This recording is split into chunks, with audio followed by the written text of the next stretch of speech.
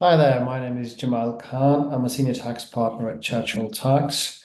Today I'm talking about benefits of capital reduction demergers. Sounds scary, but it's not. It has a lot of benefits. Um, I will let me share my slides quickly.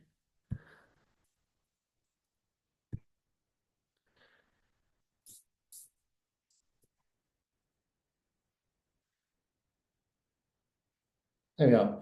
So this is a little bit about us in terms of what we do. We specialize in tax. We are quite well known in the whole of the UK and a lot of overseas clients as well in terms of tax planning, what they want to do in the UK and in state planning, inheritance tax, business tax, demergers, corporate tax. So there's a lot of things that we do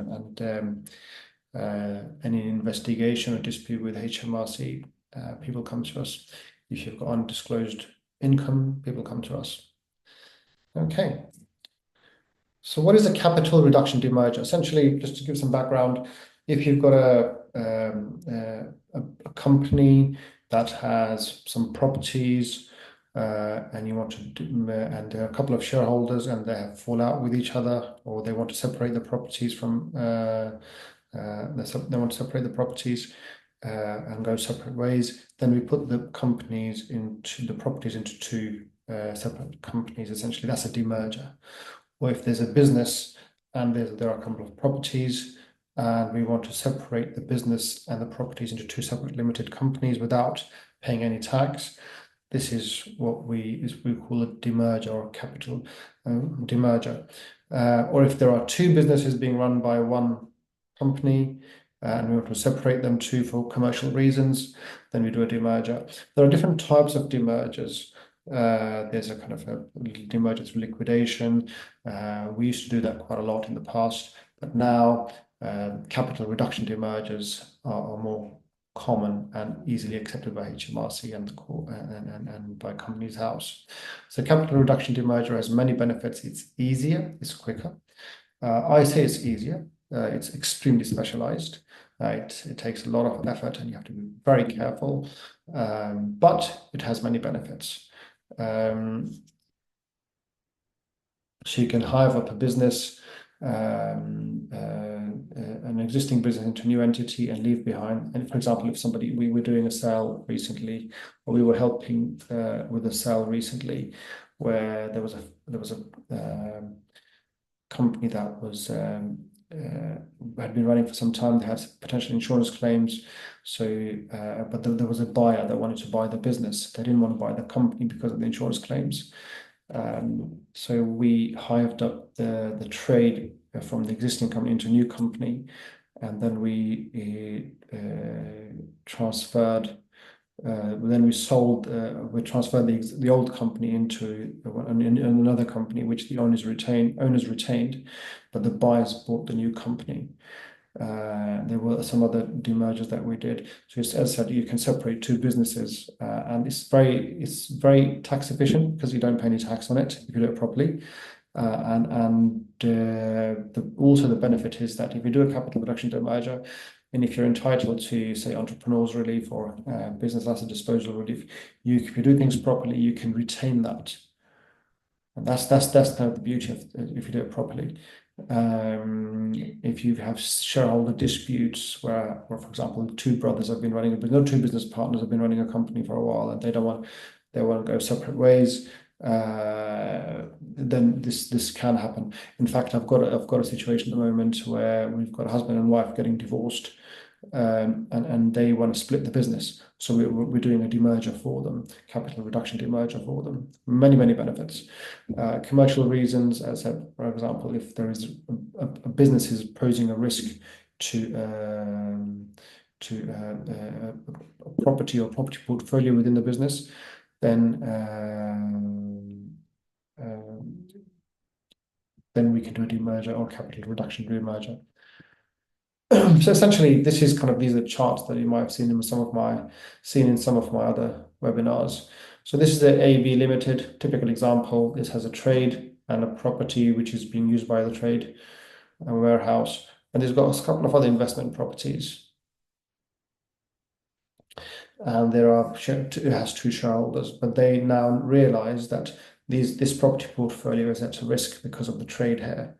For example, if something goes wrong here, these property portfolios will disappear due to court claims or insurance claims. So what we do is we set up a holding company on top of AB. Everything else beneath stays the same. So we do a share for share exchange here. This is a complicated process, but anyway, we do that. Then we transfer the property portfolio to the holding company. Okay, once again, this is carefully done, but if you do it properly, there's no tax to pay.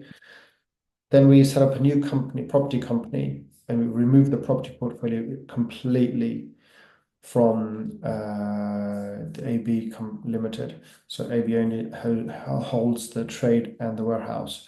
Or in fact, you can also transfer the warehouse into this property company. So this only runs the trade, and this company then rents out the property to AB Limited.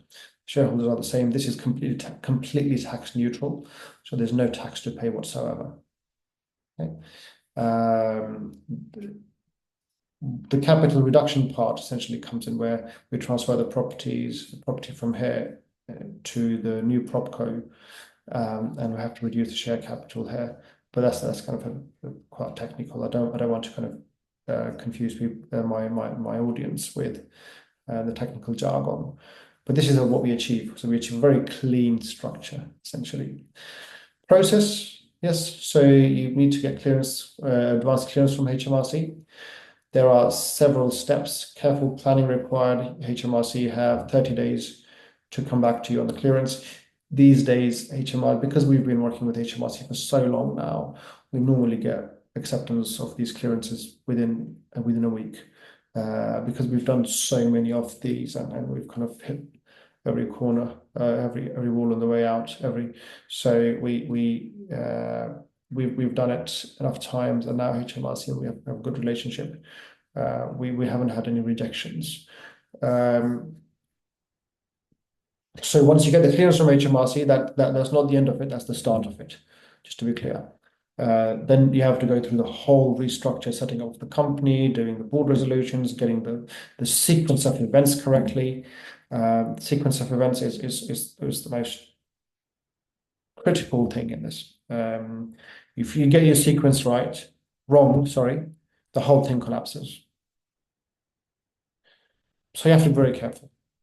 You have to have the right solicitors. They have to understand what they're doing. You can't go to an ordinary solicitor. And there are board resolutions, contracts. There's a lengthy process, but the end result is very good. Okay, so when somebody says to me, Jamal, can I do a demerger in 6 weeks? I say, no, you can't. 5 weeks, 2 months, no, you can't. Minimum time that you should be allowing for a capital reduction demerger is about 3 months. The one that we did recently took 6 months.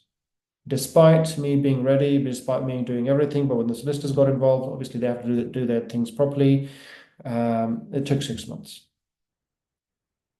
Okay, so please don't rush into this, but if you're considering restructuring or selling a business, or if you're considering buying a business that has potential insurance claims, yeah, you might want to do a hive up and then do a demerger. Or if there's a shareholder dispute, if you want to separate the two businesses or property from a trade, yeah, this is an ideal situation. And it's tax-free. It's complete tax-free. Okay, this is me, and my contact details are here. My background is here. I am quite well known and I'm quite well respected in the industry for providing very bespoke and advanced tax planning solutions to accountants, to solicitors, to barristers, wealth managers, and wealthy individuals. Thank you very much.